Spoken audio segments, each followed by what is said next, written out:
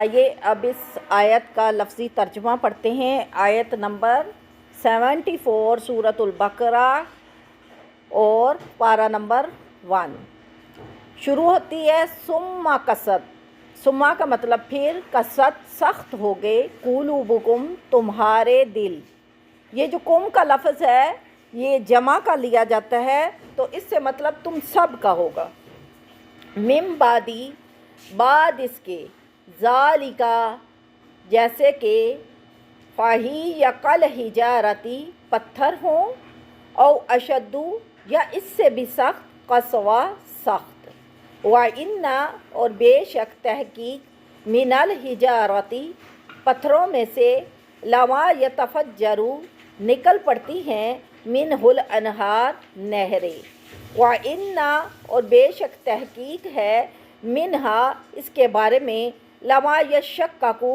कि उनमें से शक होने पर, फ़यख़रुजु निकल जाता है, मिनहुल मा इनमें से पानी, व इन्ना और बेशक, मिनहा इनमें से ऐसे भी हैं, लमा यहबितु कि जो डर जाते हैं, मिन खशियतिल्लाह अल्लाह तबारक व ताला के खौफ से, वमल्लाहु और अल्लाह तबारक व ताला बेगाफिलिन नहीं है गाफिल, अम्मा उन आमाल से, तामलूना जो तुम करते हो। अब यहाँ पर हम सबसे पहले इस आयत का ख़लासा पिछली आयत के साथ अटैच करेंगे कि पिछली आयत में अभी तक हमने जो कुछ पढ़ा उसमें क्या था और अब ये आयत हमें क्या बता रही है।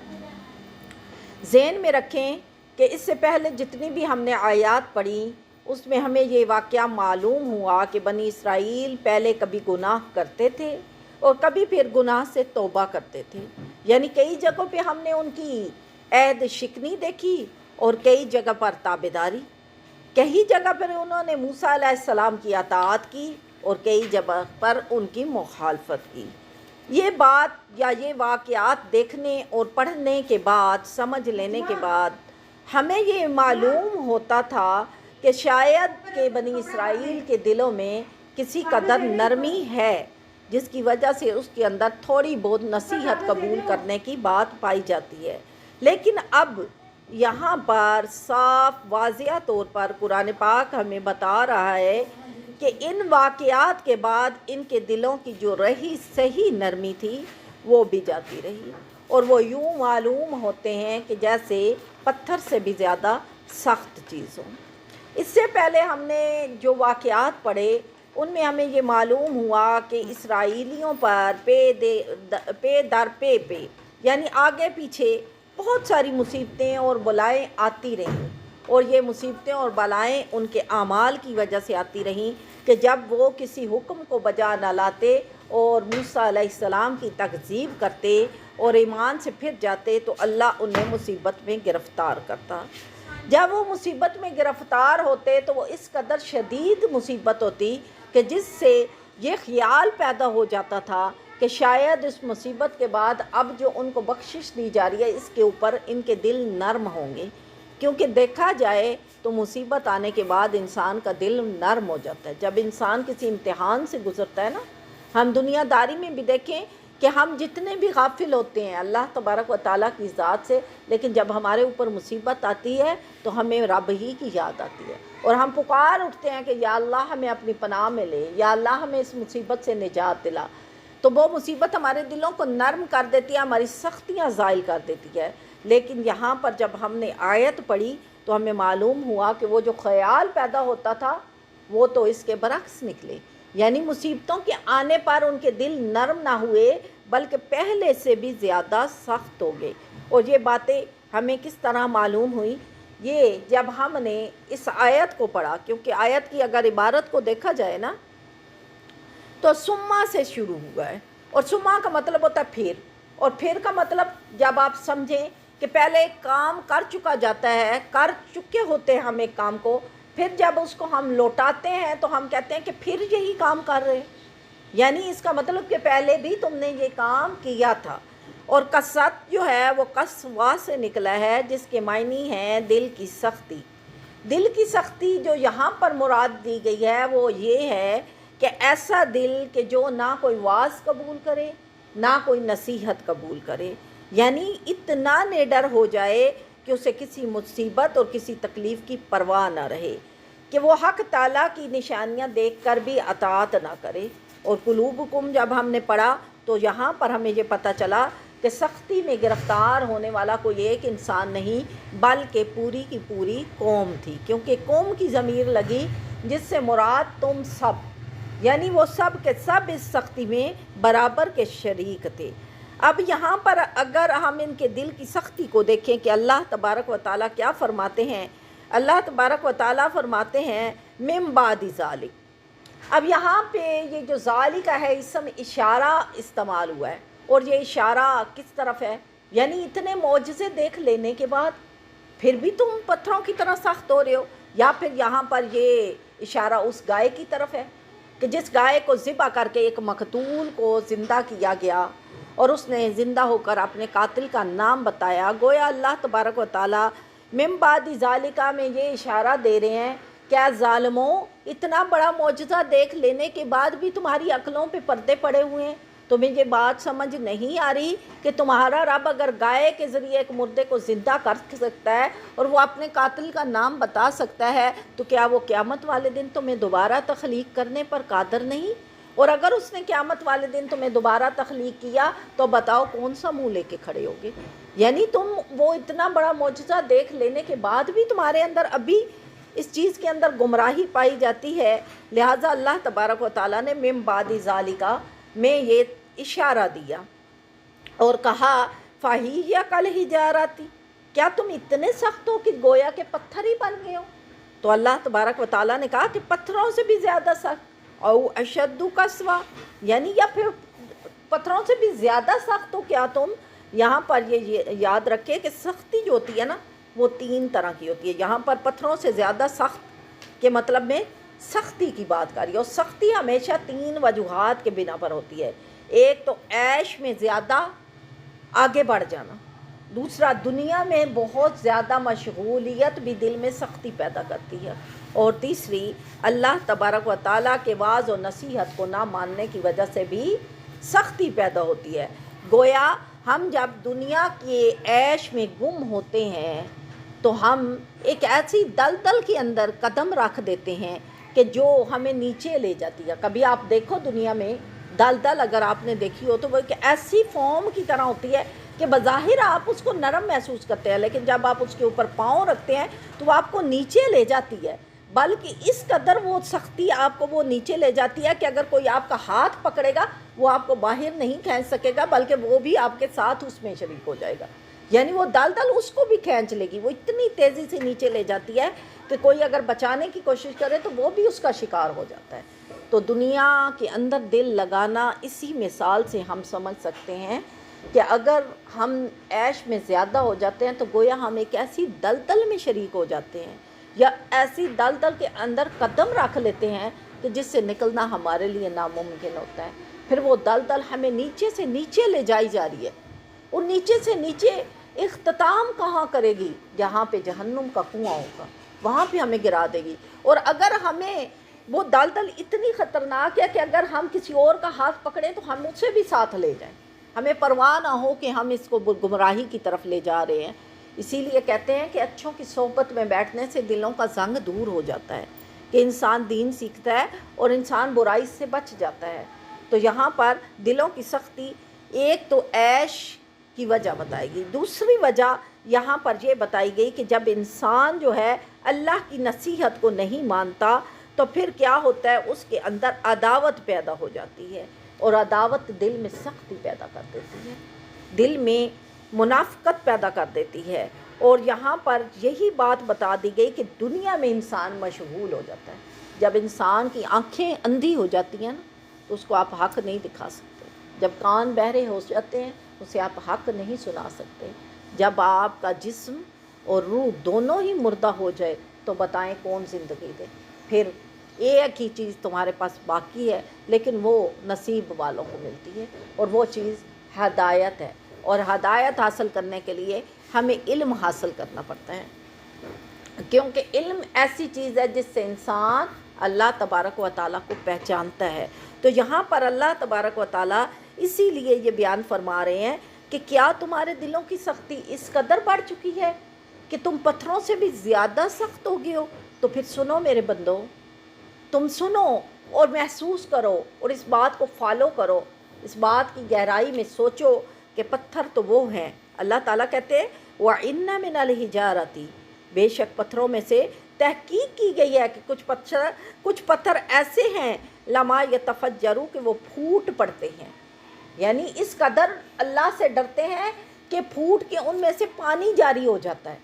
تو وہ پانی کیا کرتا ہے؟ نہریں جاری کر دیتا ہے، دریا جاری کر دیتا ہے۔ تحقیق میں آیا ہے کہ پہاڑوں کے اندر سے ایسا دھواں نکلتا ہے کہ جو پانی بننے کی وجہ بنتا ہے، اور وہ پانی دریاؤں میں آتا ہے، یعنی وہ جو دھواں ہے وہ پانی بن جاتا ہے اور وہ پانی دریاؤں اور سمندروں میں جاتا ہے۔ تو یہاں پر مطلب پہاڑوں میں سے وہ جو دھواں خارج ہوتا ہے وہ اللہ کے حکم سے ہوتا ہے، اور اس کے خارج ہونے سے ہمارے لیے پانی بنتا ہے۔ تو ان پتھروں کو بھی دیکھو اللہ کے حکم کا اتنا احساس ہے کہ جب انہیں اللہ سے خوف آتا ہے تو وہ اس خوف میں دھواں ان کے اندر سے، جیسے ہماری لمبی سانسیں سمجھ لیں نکلیں، تو وہ ایسے لمبی سانس لیتے ہیں پہاڑ کہ جیسے ٹھنڈی سرد سانسیں لیتے ہیں، اور اس میں سے پانی نکلتا ہے، اور پھر وہ پانی ہمارے دریاؤں کو جاری کر دیتا ہے۔ اور یہاں پر یہ دیکھیں کہ یہاں پر ایک واقعہ بھی اگر ہم آپ کی نظر کر دیں نا، جیسے حضرت آدم علیہ السلام کو زمین پر اتارا گیا تھا تو وہ کس قدر روئے تھے اللہ کے خوف سے، کیوں؟ وہ اپنے غم کے اوپر اس لیے روئے تھے کہ انہیں اپنی خطا پر شرمندگی تھی، شرم ساری تھی، اور وہ اتنا روئے کہ ان کے آنسوؤں سے چشمے جاری ہو گئے تھے۔ تو اللہ تبارک و تعالیٰ کہتے کیا تمہارے دل اس قدر سخت ہے کہ تمہیں رب کی یاد سے آنسو نہیں نکلتے؟ تم رب تعالیٰ کی یاد میں روتے بھی نہیں؟ دیکھو پہاڑ بھی روتے ہیں اللہ کی یاد میں، اور اس قدر روتے ہیں کہ ان میں سے دریا جاری ہو رہے ہیں، اس قدر روتے ہیں کہ ان میں سے نہریں جاری ہو رہی ہیں۔ اور پھر کچھ پتھروں کی جو ہے وہ کیٹیگریز کچھ اللہ تعالیٰ نے اس طرح سے بھی بتائی ہیں کہ وَإِنَّ مِنْهَا لَمَا يَشَّقَّقُ فَيَخْرُجُ مِنْهُ الْمَاءُ، کہ پتھروں میں سے کچھ پتھر ایسے بھی ہیں کہ ان میں سے نہریں تو جاری نہیں ہوتی مگر وہ ٹپکتے ہیں، ایسے ٹپ ٹپ جیسے پانی نل سے نکلتا ہے نا، تھوڑا تھوڑا نکلتا رہتا ہے اور پھر بالٹی بھر جاتی ہے، تو وہ ایسے ٹپ ٹپ کر کے نکلتے ہیں اور ان میں سے چشمے جاری ہو جاتے ہیں۔ تو اللہ تبارک و تعالیٰ کہتے ہیں پھر ایک پتھروں کی وہ بھی کیٹیگری ہے کہ وَإِنَّ مِنْهَا لَمَا يَهْبِطُ مِنْ خَشْيَةِ اللَّهِ، کہ وہ اس قدر روتے ہیں کہ اللہ کے خوف میں پھٹ جاتے ہیں اور ان میں سے لاوا ابلنے لگ جاتا ہے۔ یہ بھی پہاڑوں کی، یہ بھی پتھروں کی تحقیق اللہ تعالیٰ بتا رہے ہیں۔ تو بتاؤ کیا تم ان تینوں میں سے کوئی بھی انسان نہیں؟ تمہارا دل ان تینوں پتھروں سے زیادہ پتھر ہے کہ ایک پتھر تمہارے سامنے اتنا رو رہے ہیں کہ ان میں سے چشمے جاری ہو رہے ہیں، اور دوسرے پتھر جو ہیں وہ چشمے جاری کر رہے ہیں، اور تیسرے پتھر جو ہیں وہ پھٹ ہی جاتے ہیں اللہ کے خوف سے۔ تو اللہ تعالیٰ کہتے ہیں اے انسانوں تمہارے دل کیا اس سے بھی زیادہ سخت ہے؟ تم اس قدر نڈر ہو؟ کیا تمہیں اس بات کا احساس نہیں؟ کیا وہ گائے کا قصہ تمہیں جھٹلا نہیں رہا؟ کیا تمہیں بتا نہیں رہا کہ تمہارا رب وہ ہے کہ جو تمہیں مرنے کے بعد زندہ کرے گا؟ یعنی اس نے اگر گائے کے ٹکڑے سے انسان کو زندہ کر دیا تو کیا تم اس بات پر نڈر ہو کہ وہ مرنے کے بعد تمہیں زندہ نہیں کرے گا؟ اللہ تبارک و تعالیٰ ہر چیز کے اوپر کر لینے کا قادر ہے، اور اللہ تبارک و تعالیٰ فرماتے ہیں وَمَا اللَّهُ بِغَافِلٍ عَمَّا تَعْمَلُونَ، اور جو کچھ تم اعمال کر رہے ہو کسی بھی طرح سے اللہ تبارک و تعالیٰ ان اعمال سے بے خبر نہیں ہے، بلکہ اللہ تبارک و تعالیٰ ان سے باخبر ہے، اور اگر تمہیں موقع دیا جا رہا ہے تو اس وجہ سے کہ تم سدھر جاؤ، ایمان کی طرف آ جاؤ۔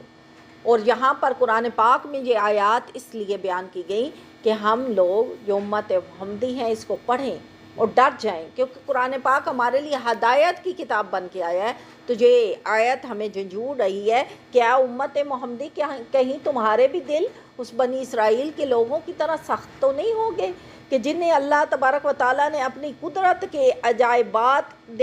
دکھائے، اور وہ ان تمام عجائبات کو دیکھنے کے بعد بھی اپنے دل کو نرم نہ کر پائے اور سخت ہو گئے، اور گناہ کرتے کرتے ان میں اتنی سختی آئی گویا وہ پتھر ہی ہوں، بلکہ اس قدر سخت ہوئے کہ وہ پتھروں سے بھی آگے بڑھ گئے کہ جن میں نہ آگ اثر کرے اور نہ ہی ان پر میخ وغیرہ گھس سکے۔ آپ دیکھیں کہ آپ پتھر کے اوپر آگ لگاؤ ہوا نہیں پگھلے گا، حالانکہ لوہا پگھل جاتا ہے۔ لوہا جو ہے اسے اگر آپ زمین وہ آگ کے اوپر کرتے ہیں نا پگھل جاتے ہیں، جیسے کہ حضرت داؤد علیہ السلام کے بارے میں قرآن نے ہمیں بتایا کہ ان کے ہاتھوں میں لوہا نرم ہو جاتا تھا اور وہ اسے پگھال کے تو اس سے زرائیں بناتے تھے جو جنگ میں کام آتی ہیں، تو لوہا پگھل جاتا ہے۔ دیکھیے سونے کو دیکھیے، وہ بھی کتنا سخت ہوتا ہے، ہارڈ ہوتا ہے نا، لیکن اس سے بھی پگھال کے زیورات بنا لیے جاتے ہیں، وہ بھی پگھل جاتا ہے اللہ کی یاد میں۔ تو کیا اللہ تعالیٰ کہتے ہیں تم ایک پتھر ہو؟ کیونکہ پتھر نہیں پگھلتا، پتھر کو آپ ابالے دیتے رہو پانی میں، وہ گرم ہوتا رہے چائے ہوتا رہے، وہ پگھلے گا نہیں، اس کو آپ کو توڑنا ہی پڑے گا کسی سخت چیز سے۔ اور اگر اس میں آپ کیل ٹھوکنے کی کوشش کرو گے کیل ٹیڑھا ہو جائے گا مگر پتھر کے اندر نہیں جائے گا۔ پتھر ایک ایسی چیز ہے کہ اس سے نہ آگ پگھلا سکتی ہے نہ کوئی چوٹ پگھلا سکتی ہے، بس اللہ کا حکم ہے کہ وہ اس میں سے وہ پانی جاری کر دیتا ہے۔ حضرت موسیٰ علیہ السلام کے پتھر کے بارے میں ہم نے دیکھا کہ اللہ نے جب اس کو حکم کیا تو انہوں نے ایک چوٹ لگائی تو ایک کونے سے 3 چشمے، دوسری چوٹ لگائی تو دوسرے کونے سے 3 چشمے، حتیٰ کہ انہوں نے چاروں کونوں میں چوٹ لگائی تو چاروں کونوں میں سے 3 چشمے نکل پڑے۔ تو اللہ تعالیٰ کہتا ہے کیا تمہارے لیے یہ نصیحت کافی نہیں کہ وہ پتھر جو آگ سے نہ پگھل سکے، وہ پتھر جو کیل سے نہ ٹوٹ سکے، وہ پتھر اللہ کی یاد میں اس قدر روئے کہ ان میں سے نہریں جاری ہو گئیں، ان میں سے دریا جاری ہو گئے۔ لیکن اے انسان تمہارا دل اس قدر سخت ہے کہ تم نصیحت کو اثر ہی نہیں کر سکتے، نہ تمہارے آنکھوں میں سے آنسو نکل رہا ہے، نہ تمہارے دل کی سختی جو ہے وہ کسی طرح سے کم ہو رہی ہے۔ کیا تمہیں اللہ کی ہیبت سے ڈر نہیں لگتا؟ کیا اللہ کی ہیبت جان کر تمہارا دل کانپتا نہیں؟ اسرائیلیوں کو اللہ تبارک و تعالیٰ فرما رہے ہیں اے اسرائیلیوں تم کو نرمی قلب کے 4 اسباب میسر تھے تو تم نے مصیبتیں بہت جھیلیں، سخت توبہ اور عبادات بھی کی، موسیٰ علیہ السلام کی صحبت میں بھی رہے، ان کی نگاہ کرم کے موقع پر موجود تھے، پھر بھی تمہارے دل سخت رہے، نرم نہ ہوئے۔ اگر آپ تمہیں اس نبی آخر الزمان صلی اللہ تعالیٰ علیہ وآلہ وسلم سے فیض نہ ملے تو اس میں تمہارے دلوں کا قصور ہے، نہ کہ تمہاری صحبت کی کمی، بلکہ اللہ کے فیض ہی تمہارے لیے بند کر دیے گئے۔ کیونکہ اللہ تبارک و تعالیٰ فرماتے ہیں نا قرآن پاک میں آیت ہم نے پڑھی ہے خاتم اللہ علی قلوبہم وعلی سمعہم وعلی ابصارہم غشاوۃ ولہم عذاب عظیم، کہ اللہ تعالیٰ کہتے ہیں کہ جب وہ لوگ اللہ کے دین کو جھٹلاتے ہیں تو اللہ ان کے دلوں پر مہر لگا دیتا ہے، ان کے کانوں کو بہرا کر دیتا ہے، ان کی آنکھوں کے آگے ایسے پردے حائل ہو جاتے ہیں کہ وہ دیکھ بھی نہیں سکتے۔ صم بکم عمی فہم لا یرجعون، جیسے کہ گونگے بہرے اور اندھے ہوتے ہیں، انہیں کچھ سجائی ہی نہیں دیتا۔ تو اللہ تبارک و تعالی ہمیں ایسا انسان بننے سے ہمیں ڈرنا چاہیے اللہ تبارک و تعالیٰ سے کہ اللہ تبارک و تعالیٰ ہمیں توفیق دے کہ ہم اس کے تابعدار بندے ہوں، اور ایسے بندے بنانے سے ہمیں پناہ عطا فرمائے کہ ہم ایسے بندے بنیں کہ جو اللہ سے نہ ڈرنے والے ہوں اور اللہ کے سامنے نڈر ہو جائیں۔ اللہ تبارک و تعالیٰ ہمیں ہدایت جیسی زندگی عطا فرمائے اور سیدھے رستے پر سچے طریقے سے چلنے کی توفیق عطا فرمائے۔ آمین، اللہم آمین۔